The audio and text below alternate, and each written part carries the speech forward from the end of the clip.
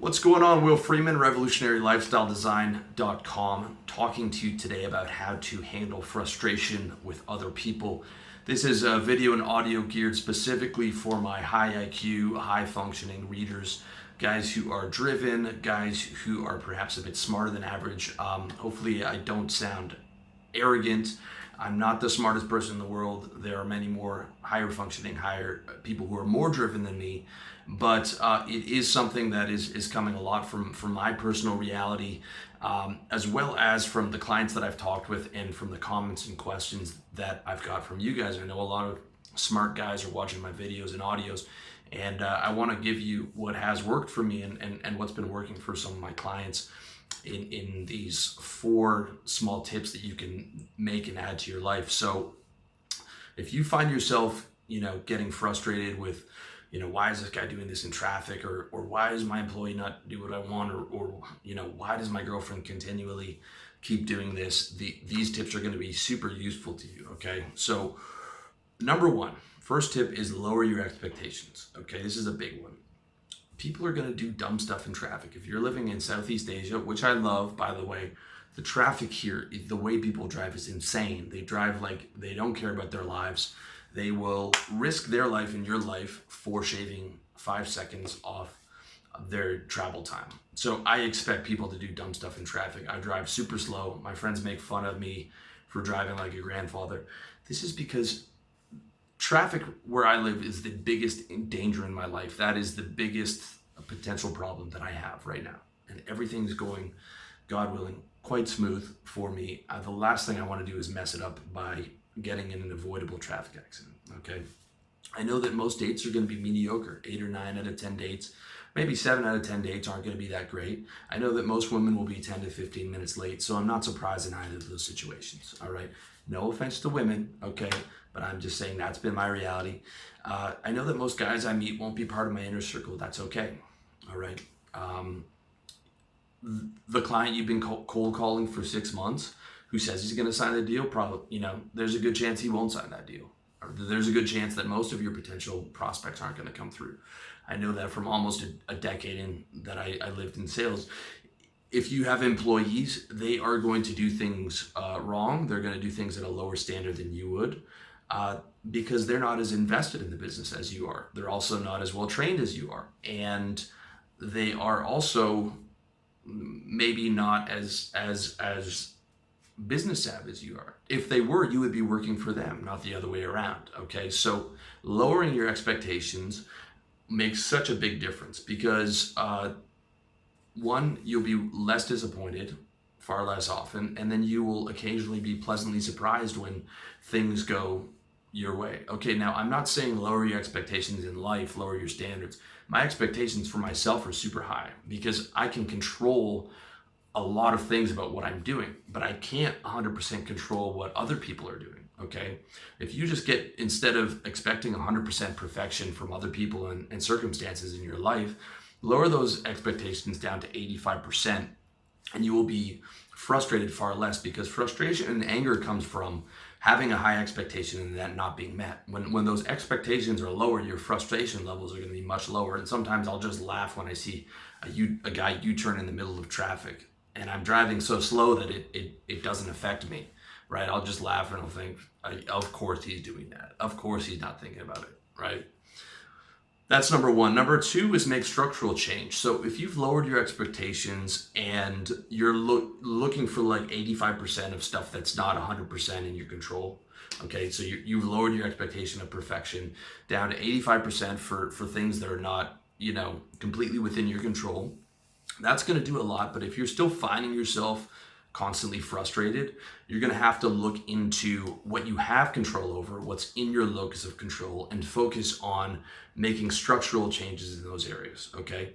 If you're constantly going to restaurants and being disappointed in the service and in the quality of food, find the right restaurants that you like and go to those. I have 5 or 10 restaurants and those are pretty much the only places I eat, or I just get them delivered on Food Panda and I don't have to leave. If you're finding yourself in clubs or places that you don't like, or places where people start fights, go to the right venues, go to the nice lounge, go to the place that has soft music and nice girls and people dress well at. Okay. If you're constantly being frustrated with the girls in your life, maybe you don't have the right girls in your life. Maybe you would be better off devoting that time to your business and your mission, or focusing on finding the right girl and spending a lot of time with her. Maybe if you're constantly having problems with your employees, you don't have the right employees and you have to search for better people. Okay, that, or it could be a lack of training on your part, and you're getting frustrated because they're not doing things a certain way, but it's because that you haven't trained them properly. Okay. If you're getting frustrated in traffic a lot, maybe move closer to your office and have your office be in walking distance and never have to be in traffic. Or, the people you're with that aren't accountable, do what I do, build a tribe of really cool, accountable guys and spend the bulk of your free time with them, right? Simple structural changes make a massive difference. Like, focus on building your ideal day. What are the things that frustrate you, and make structural changes around those things. Number 3, become more valuable. Okay. So if you've lowered your expectations, you've made the structural changes, but you're still becoming frustrated, it could be because you're not valuable enough right now to be able to create the lifestyle and the reality that you want. Okay. And the more work that you do on yourself and your business, and the more valuable you become, the easier it's going to be to make those structural changes. So let me give you an example of becoming more valuable. One of the most valuable things in the world, and this sounds materialistic, but I have to tell you guys the truth, is having more money. Okay. When you have more money, you can go to the nicest restaurants where you get the best food and the best service. You can go to the nicest venues that have the best ambiance and the nicest women. Money won't get you by itself the right girl, but I will tell you, it makes it a lot easier to be able to attract a higher quality girl. Money will definitely get you better employees. If you are paying your employees minimum wage, you're not getting the best. If you're paying a Filipino VA $3 an hour, you are not going to be getting good quality service for the vast majority of the time, right? But if you have more money, you can attract the best employees possible. The more money you have, the better quality people you're going to attract. Again, more money allows you to buy that or rent that nice condo and have it be walking distance to your office. More money allows you to be able to add more value to your social circle in terms of, paying your guys to do work for your business, and having yourself as a client to your close tribe. That's just one example.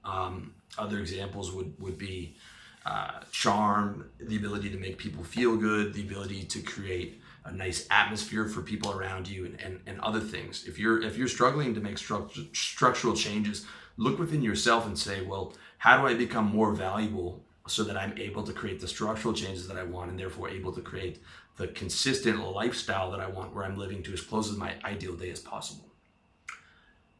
Last point number 4, okay? If you are still struggling with frustration, one of the biggest things that I've found was focus on getting what you want instead of being right. I'm going to say it again because it's so important. Focus on getting what you want instead of being right, okay? If you're having a problem with an employee, you pull them to the side, right? And you give them what I call the garbage sandwich. I call it another word, but I'm trying not to curse and get these videos demonetized, okay? That is where you say, hey, you're doing a great job. I really appreciate what you're doing. We're having a small problem here in this area. If you could work on doing X, Y, and Z, I think that would be great. And I think it would be, and then you finish that with a compliment of, the good work that they're doing and so forth, right?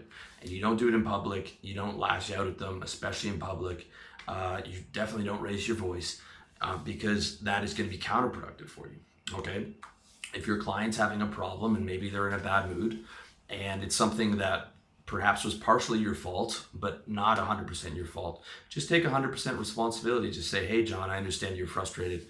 I take full responsibility for that. We're going to offer you a discount here. We're gonna, send you this Amazon card for your troubles. You've been a great client. I appreciate that. I'm sorry that you didn't have the experience that you wanted. And right away, you'll notice that his whole demeanor changes. And especially if that's a good client, right? If that guy's paying you 10 grand a month. I mean, when I was in sales, the client that were paying me 10 grand a month, I did everything for them. I would respond to an email within 2 minutes sometimes. And if the right move for getting what I want, which was keeping them paying me and therefore keeping my job, was to accept a bit of responsibility when I wasn't wrong, I don't care, right? I focus on getting what I want, not being right. Okay, when you focus on being right, you limit yourself you limit so many of your opportunities for having a positive lifestyle. Okay, same thing with your girlfriend. Okay, if letting a small thing go in your relationship, and not creating an argument out of it, is what it takes to keep things running smooth, do it. It doesn't matter. Okay, it extends to so many areas. And one of the things you want to understand is if you actually become a highly valuable guy, being a bit soft, being a bit gentle is not a weakness, it's a strength. Being able to apologize. If you felt like you were weak in your life before and you hate apologizing because it would take an advantage of, I'm telling you, it's a totally different situation when you have position. Okay, if you're an employee, or if you're a high value boyfriend, or you're high value in your business. And an apology or just accepting responsibility coming from someone who's high value is worth its weight in gold. Okay, people respect you more, people value you more, people look up to you more when you're able to apologize, or you don't sweat the small things and you let things go. And it costs you nothing. Right? But getting in a fight with a $10,000 a month client could cost you $100,000 that year, and the next 3 or 4, 5 years that he might be paying you, that could cost you 500 grand, right? When all you had to do was take 2-3 minutes out of your day to accept responsibility, give him something extra, and have him keep paying you. I mean, it's crazy. It's crazy how effective you become when being right is not a priority. Okay, costs you nothing, and